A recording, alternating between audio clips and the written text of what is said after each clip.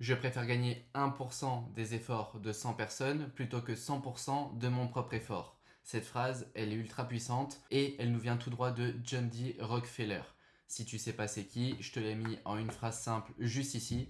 C'est le premier milliardaire dans l'histoire américaine qui a créé la Standard Oil. Et je pense que de nos jours, tu as déjà sûrement entendu parler de la famille Rockefeller plein de fois, que ce soit dans des complots, dans du business, peu importe. Cette phrase-là, elle est ultra puissante et je dirais même que c'est l'un des leviers les plus efficaces pour s'enrichir rapidement. Mais le problème, c'est que si tu exécutes mal ce principe-là, il peut coûter plus cher que prévu. Il peut même arriver au point de couler ta boîte. C'est arrivé à plein d'entrepreneurs, de déléguer, d'avoir des équipes, etc.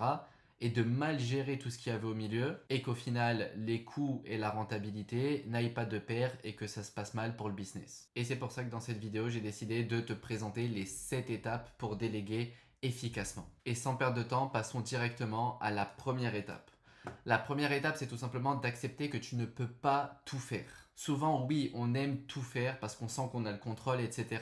Mais c'est totalement faux. On est en train de mettre de l'énergie sur des actions qui ne le méritent pas. Arrivé à un certain stade dans ton business, si tu as envie de pouvoir le scale, tu vas devoir commencer à réduire les tâches que tu fais et te concentrer sur lesquelles t'apportent le plus de valeur. Parce que le problème de la plupart des entrepreneurs qui ne délèguent pas, c'est qu'ils pensent tout simplement que personne ne peut faire aussi bien qu'eux. Alors que c'est faux. Ils n'ont juste tout simplement pas encore trouvé où est leur véritable valeur dans leur business. Donc étape 1, t'acceptes que tu ne peux pas tout faire et qu'il y a des personnes qui peuvent faire aussi bien que toi, si ce n'est mieux. Étape 2, identifier les tâches à déléguer. Comme on l'a vu, il y a des personnes qui peuvent faire aussi bien que toi, si ce n'est mieux, à des endroits où c'est pas là que tu apportes le plus de valeur. Enfin, ton travail, il est ici. Trouver quelles sont ces tâches qui sont obligatoires mais pour lesquelles c'est pas non plus celles où tu es le plus important dans l'équation. Et une fois que tu les as identifiées, tu pourras valider l'étape numéro 2. Parce que si tu le fais à l'aveugle, ça pourrait être une erreur. Tu pourrais délaisser des tâches dans lesquelles tu es important et au contraire passer du temps sur des tâches là où ça n'a pas lieu d'être. Donc étape 2, identifie bien les tâches que tu vas déléguer. L'étape numéro 3, c'est tout simplement documenter les processus. C'est ce qu'on appelle faire des SOP. Un SOP, c'est tout simplement un document qui va détailler étape par étape comment on part de telle situation et on arrive à tel résultat. C'est un peu comme un mode d'emploi pour tes équipes. Parce que tu dois comprendre une chose importante qui est que tu ne peux pas déléguer une tâche qui n'existe que dans ta tête. Il faut d'abord la mettre sur papier. Alors, tu peux le faire sans, mais crois-moi, ça va être le bordel. Donc comme je t'ai dit, une fois que tu as identifié les tâches, sur ces tâches-là que tu vas déléguer car tu les as identifiées et c'est elles qui doivent être déléguées, tu vas tout simplement détailler étape par étape comment toi tu fais actuellement. Alors oui, c'est chiant, il y a mieux à faire, mais putain, c'est super important.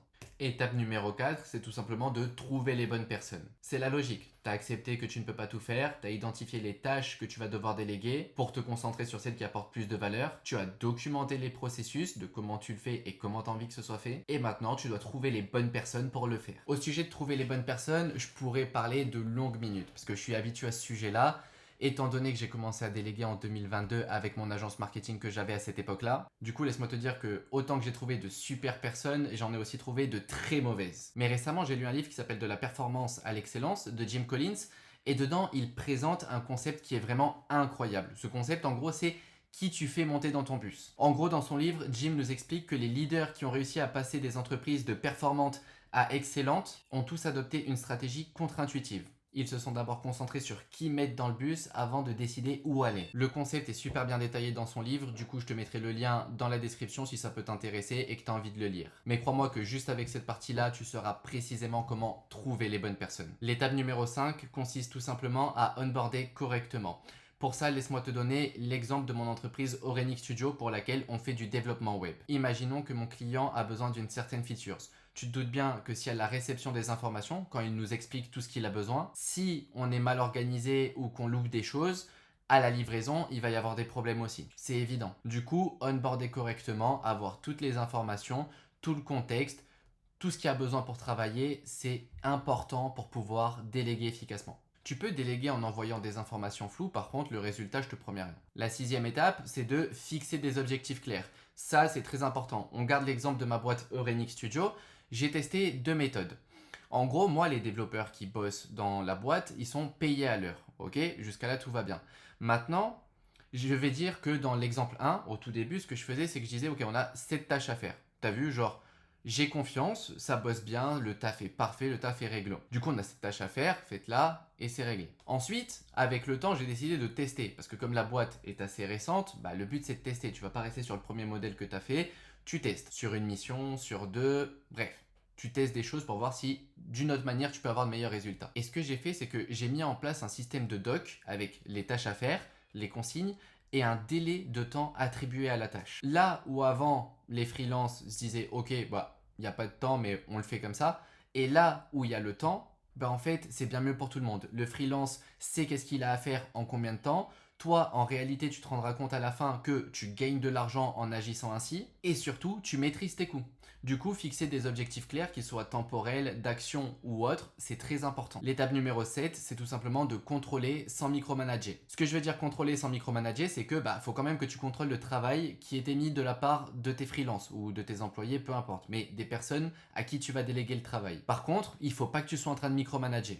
Ça va être chiant pour les personnes qui bossent et contre-productif pour toi. Parce que si tu te libères du temps pour justement aller surveiller les personnes qui te libèrent du temps, c'est une connerie monumentale. Ton temps, tu vas devoir le passer, comme on l'a dit au début, sur les tâches où tu apportes beaucoup de valeur dans ton business. Par contre, tu ne dois pas non plus délaisser le fait de surveiller, de contrôler le travail, comment il avance, à quelle vitesse et de quelle manière. Voilà, du coup, tu vas devoir tout simplement trouver l'équilibre. Ici, je vais te donner un exemple de comment je fais et on va garder encore Renix Studio. Chaque semaine, il y a un formulaire qui s'envoie automatiquement via notre groupe Discord à mes freelances. Du coup, je récupère la note de ressenti, je récupère pas mal d'infos sur quoi ils ont bloqué, les victoires qu'ils ont eues.